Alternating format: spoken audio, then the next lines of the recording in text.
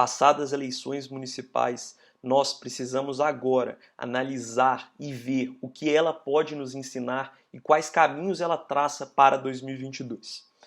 Boa tarde, pessoal. Hoje eu vou falar sobre as eleições municipais, os resultados dela, então vamos analisar ela de uma forma geral, principalmente o segundo turno. Eu já fiz um vídeo sobre o primeiro turno, se você não viu, está disponível aí no canal, eu vou colocar um cardzinho aqui em cima, mas eu quero focar no segundo turno, falar de Porto Alegre, São Paulo, Rio de Janeiro e o que ela mostrou pra gente. Já adianto para vocês, pessoal, o segundo turno seguiu um padrão do que eu já tinha comentado de primeiro turno. O Centrão dominou as eleições municipais, a extrema esquerda perdeu força e o conservadorismo não teve tantos candidatos eleitos como imaginávamos, seja em prefeitura, seja em Câmara Municipal. O maior exemplo disso é, na principal cidade do nosso país, a cidade de São Paulo, nós temos um prefeito do PSDB, Tucano, centro-direita, centro-esquerda, tem essas diferentes colocações de diferentes analistas, e nós temos na Câmara Municipal somente um representante conservador.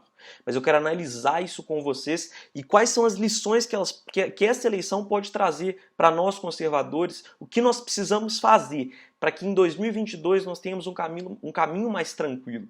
Porque todos estão muito confiantes com a reeleição do presidente Bolsonaro, mas não será fácil, eu já adianto isso para vocês. Então vamos lá, pessoal, nesse segundo turno, a primeira coisa que eu gosto de analisar é a seguinte.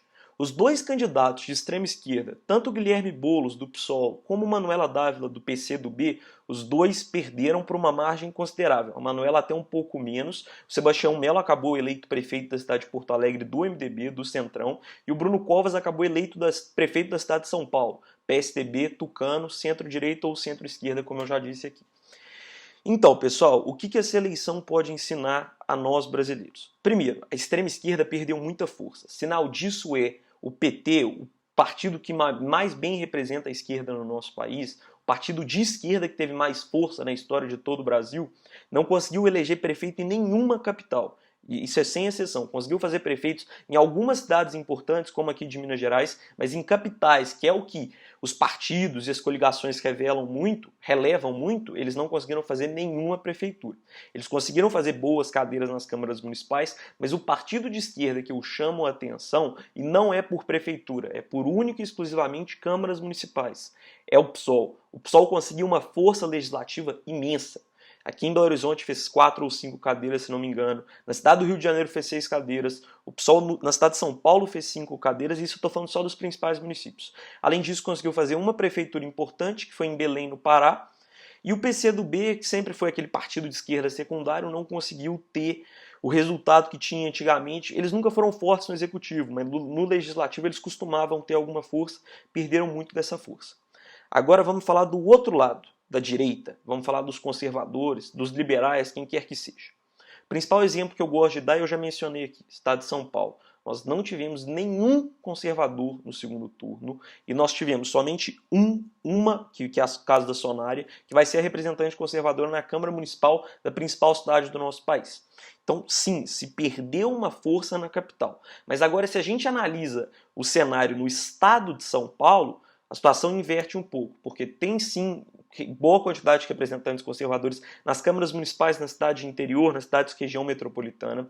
Conseguimos eleger 3 ou 4 prefeitos em grandes cidades do estado de São Paulo. Então, qual que é o cenário que se constrói para São Paulo? A gente tem um PSDB muito forte na capital. O que eu gosto até de falar dessa eleição do Covas é o seguinte: Covas teve mais de 2 milhões de votos, 2.400 e alguma coisa, se não me engano. Primeira coisa que a gente tem que destacar é o número de abstenções e votos nulos. Isso tanto em São Paulo como no Rio de Janeiro. No caso das duas cidades, abstenções e nulos ficaram em segundo lugar. O candidato de segundo turno, que era para ter ficado em segundo lugar, na verdade ficou em terceiro, porque o número de abstenção nessa eleição foi algo absurdo. Infelizmente o brasileiro está perdendo esse sentido, esse gosto de exercer a sua cidadania.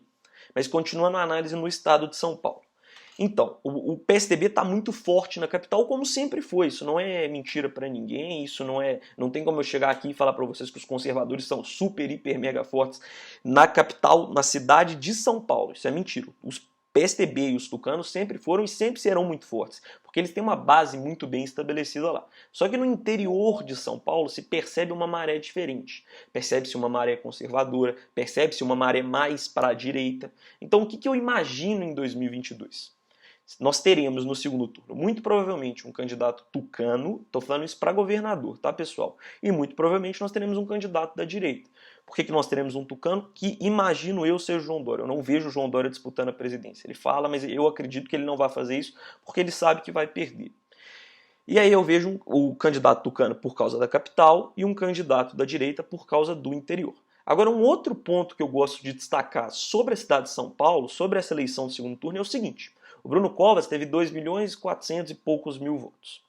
Desses, pelo menos 40%, 50% são pessoas que votaram o famoso voto anti-Boulos. Elas não votaram pró-Covas, elas votaram anti-Boulos. É aquele eleitor que votou ou no Celso Russomano, ou no Arthur Duval no primeiro turno, ou é aquele eleitor que tem muito medo de ver a cidade de São Paulo, que é meu caso, administrada por uma extrema esquerda, administrada pelo PSOL, que teve que votar no anti-Boulos. E o anti-Boulos, no caso, era o Bruno Covas. Não compensava anular voto, por quê? Porque ao anular voto, você abria espaço para o Boulos ter uma mínima chance de vitória. Então, 40%, 50% dos votos do Bruno Covas é o famoso voto anti-Boulos. Agora vamos falar do Rio de Janeiro. O Rio de Janeiro, nós temos no momento e o que serão pelos próximos 4 anos, 2 representantes conservadores na Câmara Municipal. O Carlos Bolsonaro, filho do presidente, e o Gabriel Monteiro, que é youtuber, policial militar, super famoso, vocês devem até conhecer. E na prefeitura ganhou Eduardo Paes, do Centrão, do DEM. Inclusive, na entrevista coletiva dele, quem estava ao lado dele era Rodrigo Maia, presidente da Câmara dos Deputados, e que nós sabemos trava muito a agenda do presidente Bolsonaro. Ele quer passar as pautas de esquerda, quer passar as pautas do Centrão, quer passar as pautas de aumento do salário político e trava todos os projetos que querem beneficiar o Brasil. As reformas, as MPs que ele não coloca para se votar a tempo. Então o DEM vai ser governado, o Rio de Janeiro vai ser governado pelo DEM nos próximos 4 anos e com uma Câmara Municipal com uma representatividade do PSOL e do PT muito forte. Se não me engano de cabeça aqui, são mais de 10, de esquerda, sim, esquerda mesmo. E tem um centrão muito forte na Câmara Municipal, porque o César Maia, pai do Rodrigo Maia, foi 4º ou 5º mais votado, então ele puxou muito voto.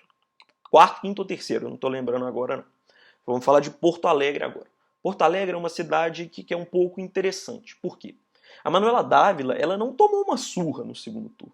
Foi uma diferença considerável, 60, 70 mil votos? Foi, mas não foi a surra que muita gente estava esperando.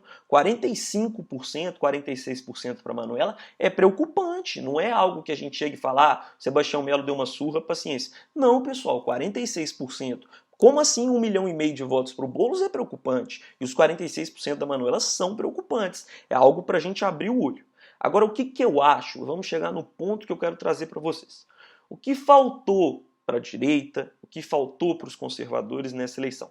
Um partido, pessoal. Eu estou batendo nessa tecla, não é de hoje. Nós precisamos, com urgência, apoiar o Aliança pelo Brasil. Inclusive, se você não fez sua parte ainda, é só acessar o site Aliança pelo Brasil, tem lá como você preencher sua ficha, tem a caixa postal para mandar, tá tendo dia D quase todo mês para você poder assinar sua ficha, não ter que ter esse trabalho de caixa postal. Eu fiz minha ficha mês passado, é super tranquilo, não demora nem 5 minutos, então faça a sua parte. Agora, por que é tão importante? Primeiro, para você identificar os candidatos conservadores. Você consegue aglomerar, você consegue agrupar todos eles em um lugar só. São pessoas que, não tem como afirmar, claro que não 100%, mas que a gente parece que tem sim um viés conservador, parece que o Aliança também vai ter meio que um processo de seleção para ver quem vai poder concorrer, para ver se realmente está alinhado às bandeiras do conservadorismo, está alinhado a Deus, pátria e família. Então, primeiro ponto é essa questão de agrupar, de aglomerar esses candidatos em um lugar só. Agora, o segundo ponto, que eu considero um dos mais importantes quando a gente vai falar de legislativo, que é o quociente eleitoral. O que é o quociente eleitoral? Vocês devem ter escutado muito esse termo durante a eleição. O quociente eleitoral é aquele número X que um partido tem que fazer para fazer uma cadeira na Câmara Municipal. Vou dar o exemplo de Belo Horizonte. O quociente eleitoral foi 30 mil votos. Então um partido, para fazer uma cadeira, tinha que fazer 30 mil, para fazer 2 tinha que fazer 60 mil. Isso é a soma do voto de todos os candidatos. Qual que é o exemplo que eu posso dar para vocês? O Nicolas, que foi eleito aqui em BH, teve uma votação recorde, quase mais de 29 mil votos. Só que o PRTB só fez uma cadeira, porque só ele puxou voto. Então tiveram outros candidatos conservadores que tiveram votações consideráveis, espalhados no Republicanos, até no DEM tinha, no PSDB, no PSL, no PROS.